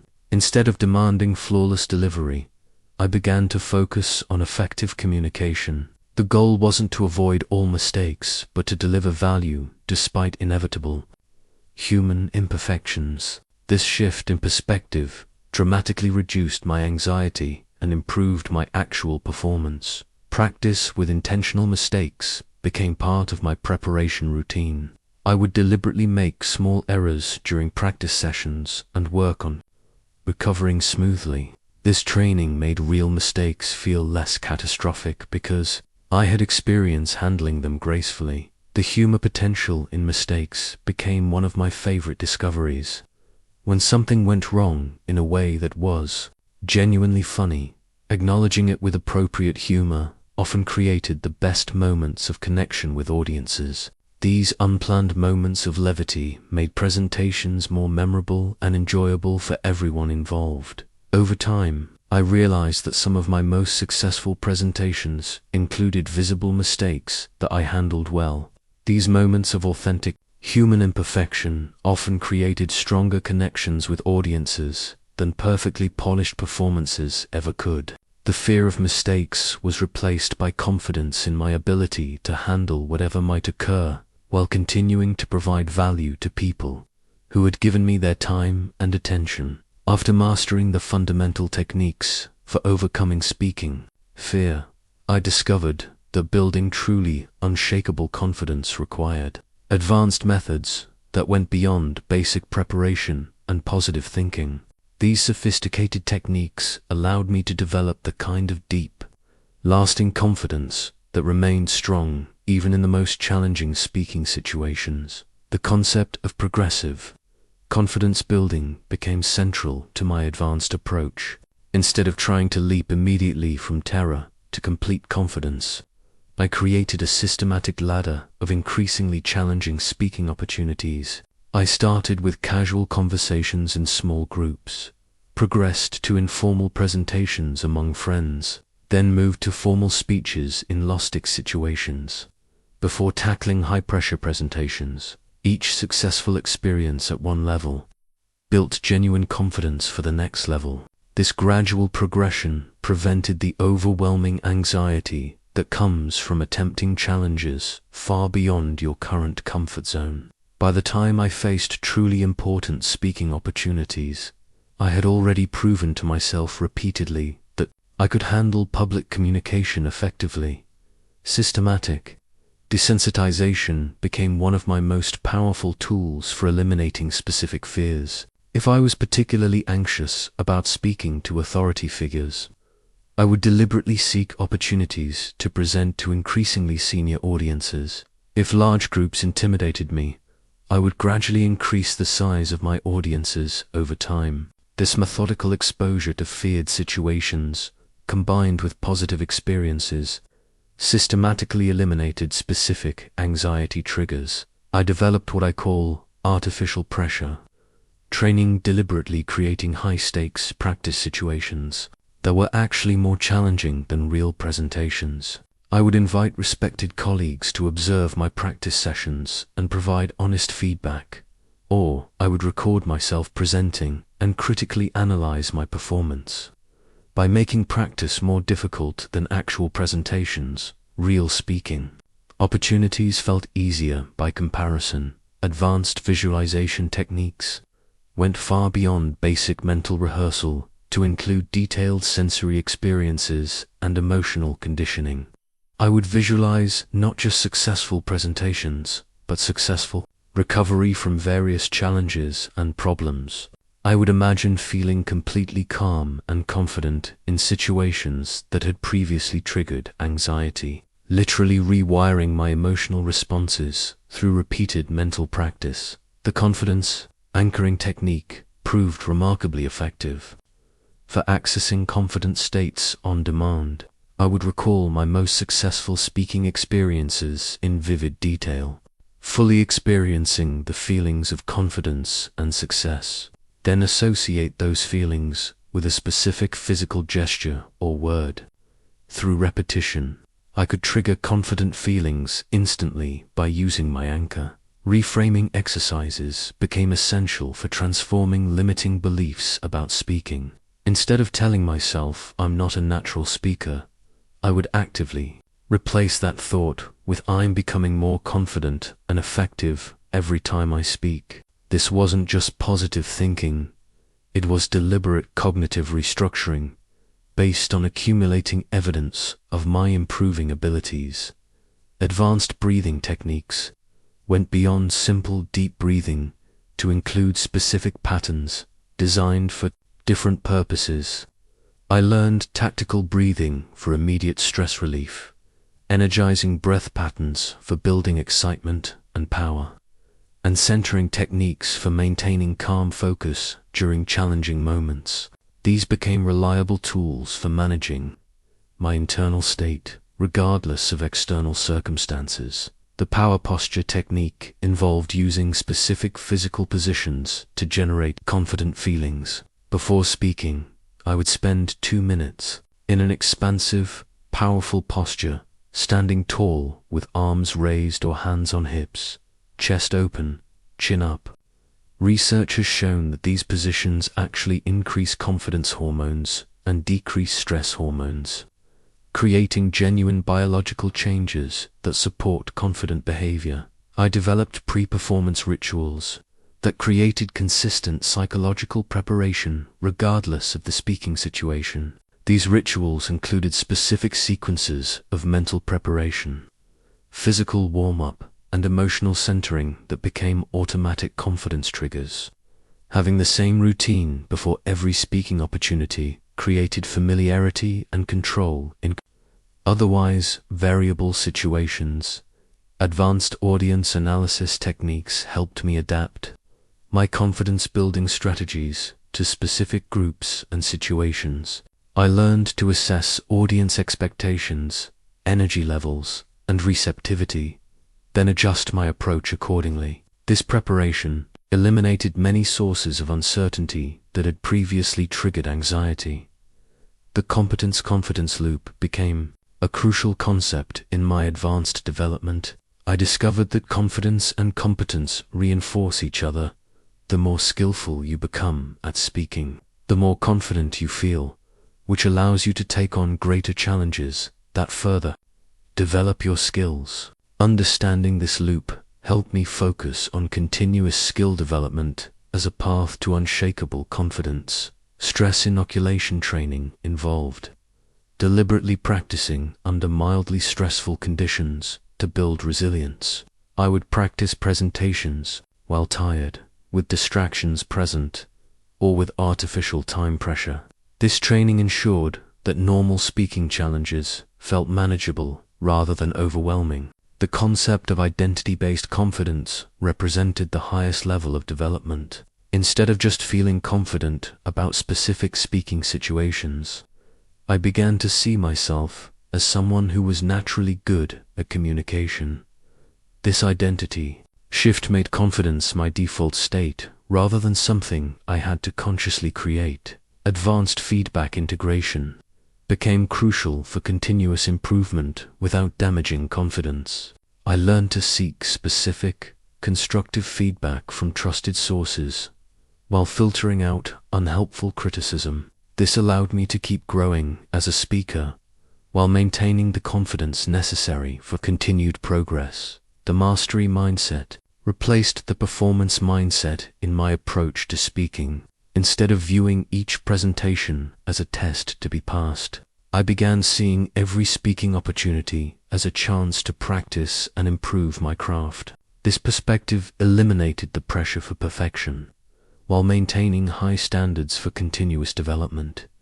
These advanced techniques created a foundation of unshakable confidence that went far beyond eliminating fear. They built genuine enthusiasm for speaking opportunities and the ability to perform at peak levels even under significant pressure. The result was not just the absence of fear, but the presence of authentic excitement about the power of effective communication. As my confidence grew, I discovered that different speaking situations required different approaches while maintaining the same fundamental principles. A casual conversation with colleagues demanded different skills than a formal presentation to industry leaders. Yet the core elements of effective communication remained constant. Learning to adapt my approach to various contexts while preserving my authentic voice became essential for comprehensive speaking confidence. Boardroom presentations presented unique challenges that required a more formal, structured approach than casual group discussions. In these settings, I learned that credibility came from thorough preparation, clear data presentation, and confident responses to challenging questions. The intimate setting meant every gesture and expression was visible, requiring more controlled and purposeful communication than large audience presentations. The key to boardroom success was understanding that these audiences typically wanted information they could act upon rather than inspiration or entertainment.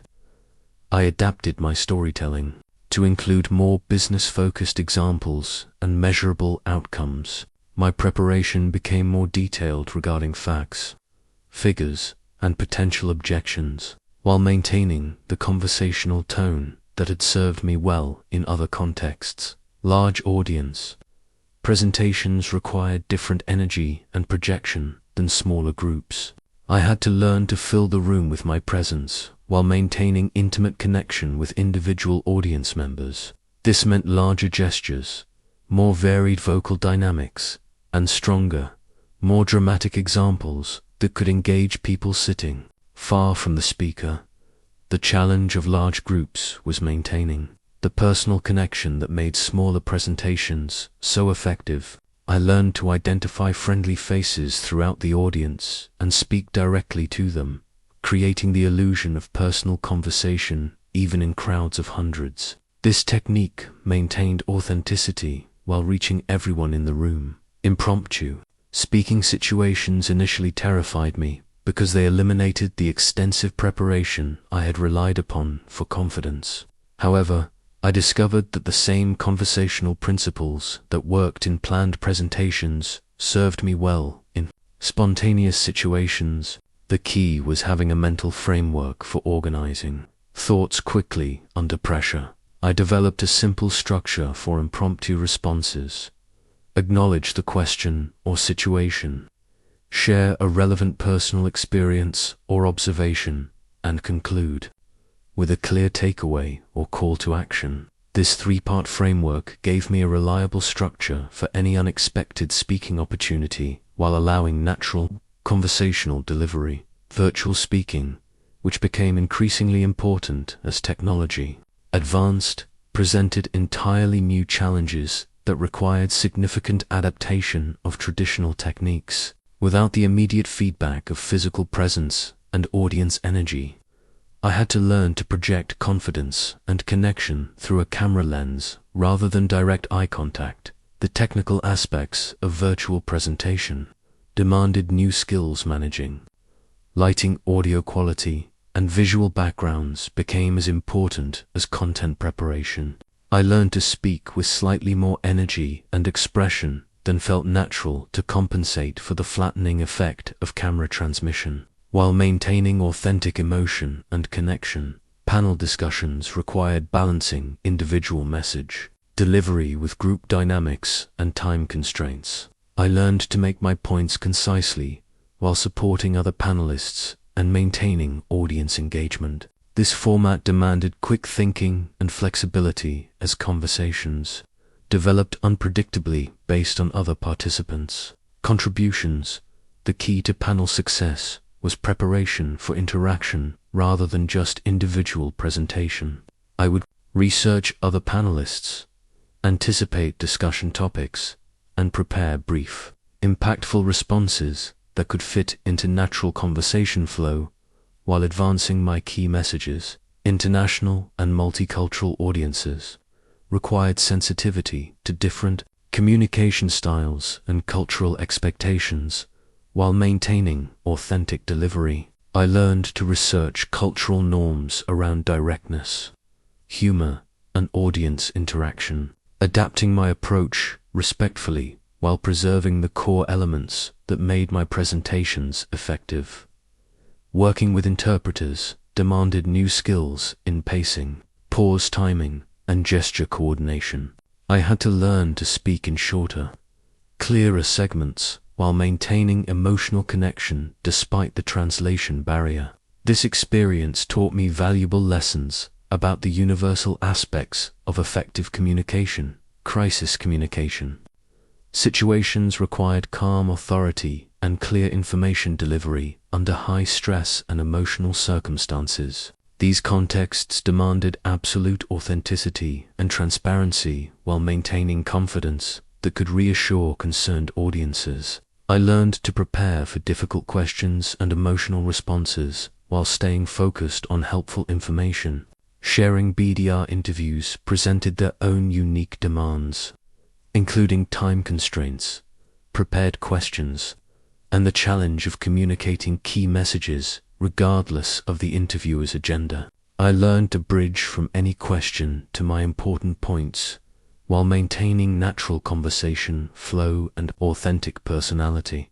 Training and educational presentations required different skills than inspirational or persuasive speaking. These contexts demanded clear explanation, systematic organization, and frequent checking for understanding. I learned to vary instructional techniques and maintain engagement during longer, content-heavy presentations. The fundamental discovery was that while tactics might change across different contexts, the core principles remained constant. Know your purpose, prepare thoroughly, focus on serving your audience, and communicate authentically. Confidence came from mastering these fundamentals so completely that I could adapt them to any situation while maintaining my natural speaking style. Each new context initially felt challenging, but applying proven principles while adapting specific techniques allowed me to build confidence across diverse speaking situations. The result was versatile communication ability that served me well regardless of audience, setting, or circumstances. Eliminating the immediate fear of public speaking was only the beginning of my journey. Building lasting confidence that would serve me throughout my life required a systematic approach to continuous growth and development. I realized that confidence isn't a destination you reach once and maintain forever. It's a quality that must be nurtured and strengthened through ongoing practice and challenge. Creating a personal speaking development plan became essential for sustained progress. I established specific, measurable goals for my communication skills, presenting to larger audiences, speaking on more complex topics, handling more challenging Q&A sessions, and developing expertise in different presentation formats. Having clear objectives prevented stagnation and ensured continuous advancement. The plan included both stretch goals that pushed my boundaries and maintenance goals that preserved skills I had already developed. This balance prevented me from becoming overconfident in familiar situations while ensuring I continued growing into new areas of competence. Regular review and adjustment of these goals kept my development focused and purposeful. Seeking progressive challenges became a cornerstone of my long-term confidence building. Once I felt comfortable speaking to groups of 20 people, I deliberately sought opportunities to address 50, then 100, then larger audiences. Each successful experience at a new level expanded my comfort zone and built evidence of my growing capabilities. I learned to view speaking opportunities not as tests to be passed or failed, but as training grounds for developing my abilities. This mindset shift eliminated the pressure for perfect performance while maintaining high standards for continuous improvement. Every presentation became a chance to experiment with new techniques and push my skills forward. Developing expertise in multiple areas prevented my confidence from being dependent on speaking about only familiar topics. I systematically expanded my knowledge base so I could communicate effectively about diverse subjects. This breadth gave me confidence that I could handle unexpected speaking opportunities, regardless of the specific content required. Building expertise meant going beyond surface-level knowledge to develop deep understanding of topics that mattered to me. This depth provided the foundation for confident, authoritative communication, while allowing me to adapt my message to different audiences and contexts. Creating regular speaking opportunities ensured consistent practice and prevented skills from deteriorating through disuse. I joined organizations that required regular presentations, volunteered for speaking roles in community groups, and created informal opportunities to share knowledge with colleagues and friends. The key was making speaking a regular part of my routine rather than something that happened occasionally when required. This consistent practice maintained and strengthened my abilities while keeping speaking skills sharp and ready for important opportunities. Learning from every experience became a crucial habit for continuous improvement. After each presentation, I would systematically review what worked well, what could be improved, and what I wanted to try differently next time. This reflection process turned every speaking opportunity into a learning experience that contributed to my long-term development. I developed specific questions for post-presentation analysis. What moments felt most confident and natural? When did I connect most effectively with the audience? What techniques worked best for this particular group? How could I handle challenging moments more effectively? This structured reflection accelerated my learning and improvement. Building a personal feedback network provided external perspective on my development that I couldn't achieve through self-assessment alone. I cultivated relationships with trusted colleagues, mentors, and friends who could provide honest, constructive feedback about my speaking effectiveness. The key was seeking feedback from people who understood both communication principles and my personal development goals. This meant their observations could be specific, actionable, and supportive rather than vague or discouraging. Regular feedback sessions kept me aware of blind spots and areas for continued growth. Measuring progress through documentation helped me recognize improvement that might otherwise go unnoticed. I kept records of speaking opportunities, challenges overcome, and skills developed. This documentation provided tangible evidence of growth during times when progress felt slow or uncertain. Tracking confidence levels, audience responses, and personal satisfaction with different presentations revealed patterns in my development. This data helped me identify which techniques worked best for me and which areas needed additional focus and practice. Staying current with communication trends ensured my skills remained relevant and effective as audience expectations and communication channels evolved. I studied new presentation technologies, emerging communication research, and changing audience preferences to keep my approaches fresh and effective. This didn't mean chasing every new trend, but rather thoughtfully incorporating valuable innovations while maintaining the timeless principles that formed the foundation of effective communication. The goal was evolution rather than revolution in my speaking approach. Mentoring other speakers became one of the most powerful ways to strengthen my own confidence and skills. Teaching others the principles I had learned forced me to articulate clearly what I knew and why it worked. Helping fearful speakers overcome their challenges reinforced my own mastery while providing perspective on how far I had progressed. The experience of guiding others through the journey I had completed gave me deep confidence in both my abilities and my understanding of the development process. Seeing others succeed using principles I taught them validated my expertise while expanding my own insights about effective communication. Maintaining perspective on continuous growth helped me avoid both complacency and perfectionism. I learned to celebrate progress while maintaining realistic expectations about the ongoing nature of skill development. This balance kept me motivated to continue growing without becoming frustrated by the never-ending nature of improvement. Understanding that even experienced speakers continue learning and developing gave me permission to view challenges as opportunities rather than threats to my confidence. This perspective transformed setbacks into learning experiences and maintained my enthusiasm for new speaking opportunities. Regardless of my experience level, overcoming fear was only the foundation for what I truly wanted to achieve, becoming the kind of speaker that people genuinely wanted to hear. Someone whose presence commanded attention not through force or gimmickry, but through authentic magnetism that drew people in and held them captivated. This transformation from fearful to magnetic represented the highest level of speaking development I could imagine. Magnetic speakers possess qualities that go far beyond technical competence or absence of nervousness.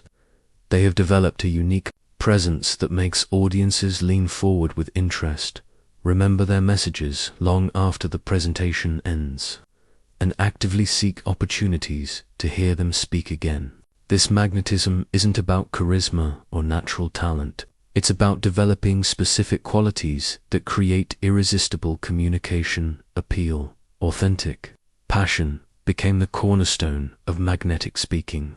I discovered that audiences can sense immediately whether a speaker genuinely cares about their message or is simply going through the motions. When you speak about something that truly matters to you, that passion becomes contagious and draws people into your enthusiasm. This passion couldn't be manufactured or faked, it had to be real.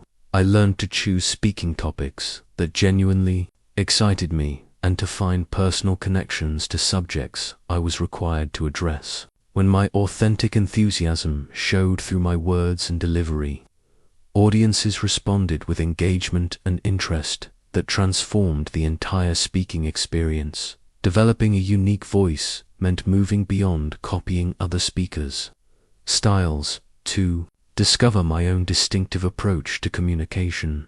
This wasn't about being different for its own sake, but about finding the authentic expression of my personality, experiences, and perspective that made my presentations unmistakably mine. Learned to embrace the qualities that made me different rather than trying to conform to some idealized speaking model. My background as a farm boy, my struggles with fear, my particular way of seeing the world, these became strengths rather than limitations when I learned to integrate them naturally into my communication style. Storytelling mastery elevated my presentations from information delivery to emotional experiences.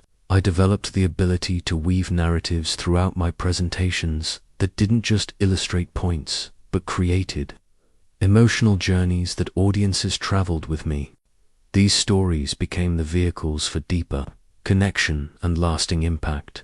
The stories that created the strongest magnetism were those that revealed something genuine about human experience, struggles overcome, lessons learned through failure, moments of unexpected insight, or connections discovered with others. These narratives created intimacy between speaker and audience that transcended the typical formal presentation dynamic. Presence and energy management allowed me to fill any room with compelling energy while maintaining authenticity. This wasn't about being loud or dramatic, but about projecting focused attention and genuine engagement that made everyone feel included in an important conversation. I learned to read the energy in a room and adapt my delivery to match and guide that energy appropriately. Sometimes this meant building excitement and enthusiasm. Other times, it required creating thoughtful reflection or intimate connection. The ability to sense and influence group energy became one of my most valuable skills. Mastering the art of pauses transformed my speaking from a continuous stream of words into a musical performance with rhythm, emphasis, and breathing space. Strategic silence became as powerful as speech for creating impact and allowing ideas to settle into listeners' minds. These pauses served multiple purposes. They emphasized important points, gave audiences time to absorb complex ideas, created dramatic tension, and demonstrated confidence and control. Learning when and how long to pause became an essential element of magnetic delivery. Interactive engagement moved beyond traditional one-way communication to create genuine dialogue and participation. I developed techniques for involving audiences in the presentation experience through questions, discussions, activities, and shared reflection that made them active participants rather than passive recipients. This interaction had to feel natural and purposeful rather than forced or artificial. When done well, it created a sense of collaboration between speaker and audience that made the entire experience more engaging and memorable for everyone involved. Message architecture became crucial for creating presentations that built two powerful conclusions rather than simply covering topics sequentially. I learned to structure content so that each element contributed to an overarching theme that became clear and compelling by the end of the presentation. This didn't mean manipulating or deceiving audiences, but rather organizing information and experiences in ways that created insight and understanding. The best presentations felt like discoveries that audiences made along with me rather than lectures they received from me. Emotional range and vulnerability allowed me to connect with audiences on deeper levels than pure information sharing could achieve. I learned to show appropriate emotion, excitement about possibilities, concern about problems, satisfaction with solutions, and even uncertainty about challenges. This emotional authenticity made me relatable and trustworthy rather than distant and perfect. Audiences connected with speakers who seemed genuinely human rather than those who appeared invulnerable and flawless. Developing signature moments meant creating specific parts of presentations that audiences would remember and talk about long after the event ended. These might be powerful stories, unexpected insights, memorable phrases, or interactive experiences that became associated with my speaking style. These moments couldn't be forced or artificial. They emerged naturally from genuine content delivered with authentic passion. But recognizing and cultivating these special elements helped ensure that my presentations left lasting impressions rather than fading quickly from memory. The continuous learning mindset kept my presentations fresh and evolving rather than becoming stale through repetition.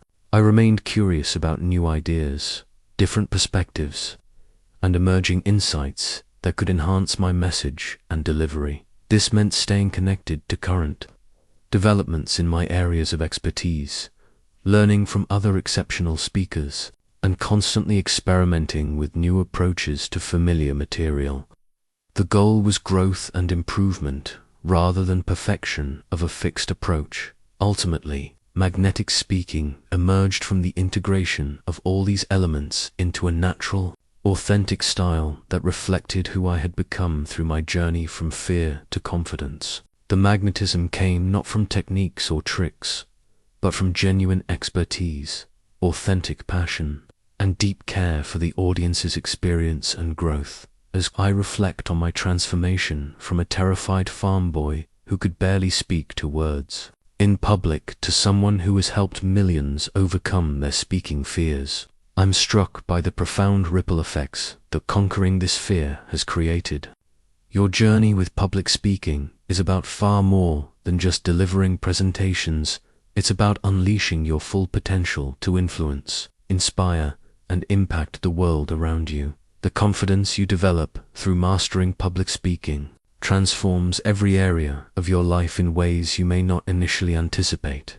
The farmer who learns to speak confidently about agricultural innovations doesn't just become a better presenter, he becomes a leader in his community, an advocate for important causes, and someone whose ideas can influence policy and practice far beyond his local area. When you overcome speaking fear, you join a special group of people who have refused to let anxiety limit their impact. You become someone who can advocate for important causes, share valuable knowledge, inspire others to action, and create positive change through the power of effective communication.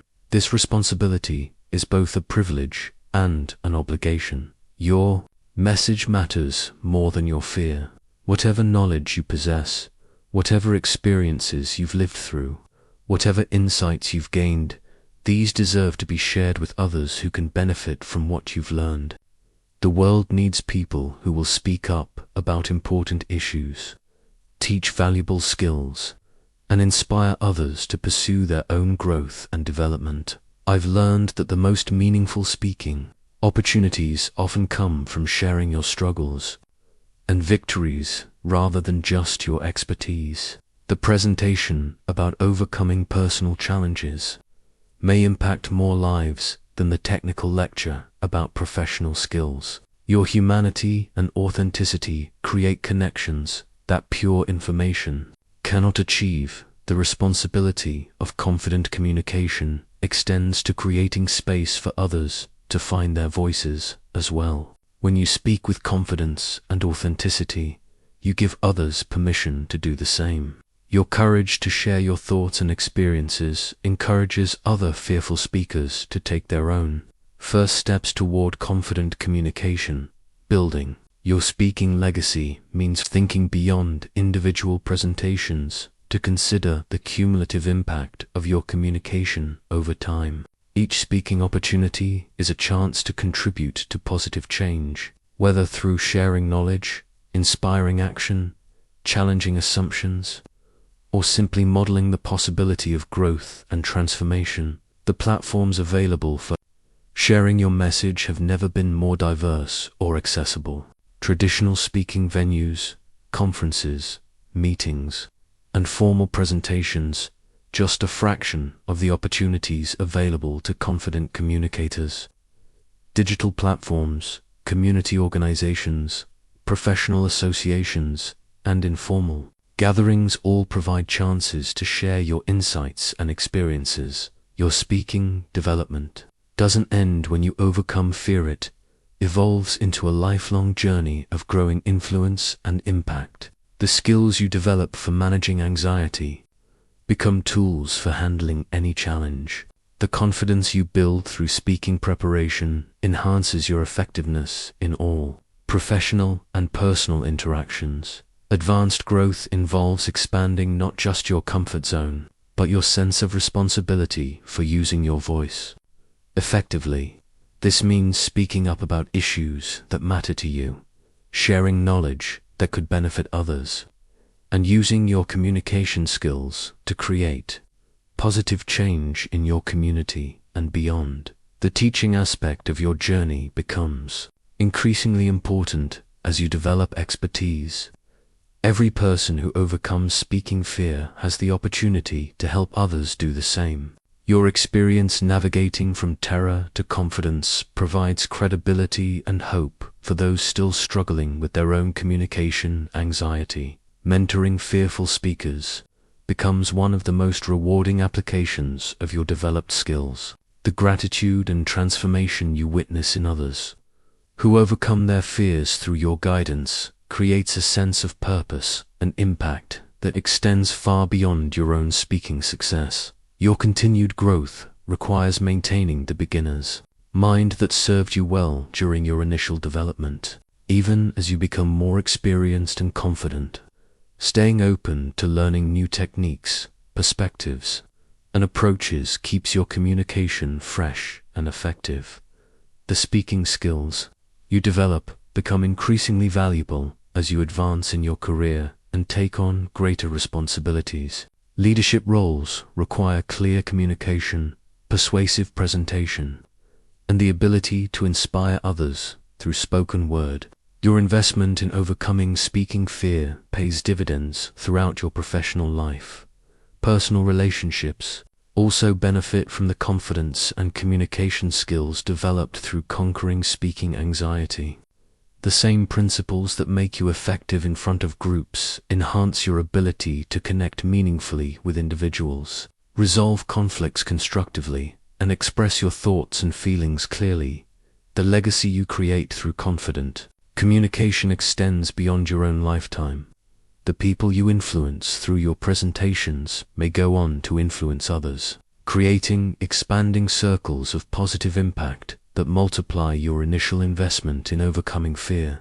Ideas you share, inspiration you provide, and courage you model continue, affecting people long after specific presentations are forgotten. Your transformation from fearful to confident communicator represents more than personal growth. It exemplifies the human capacity for change and development. By refusing to accept fear as a permanent limitation, you demonstrate that growth and transformation are possible for anyone willing to commit to the necessary work. As you continue your speaking journey, remember that each opportunity to communicate is a chance to serve others through sharing what you've learned. Your knowledge, experiences, and insights have value that deserves to be shared with the world. The fear that once silenced you has been transformed into the confidence that now amplifies your voice and extends your positive influence. The boy who once trembled at the thought of speaking in public has become someone whose words reach millions. That same transformation awaits you, not just the elimination of fear, but the development of magnetic communication that creates lasting positive impact in the lives of others.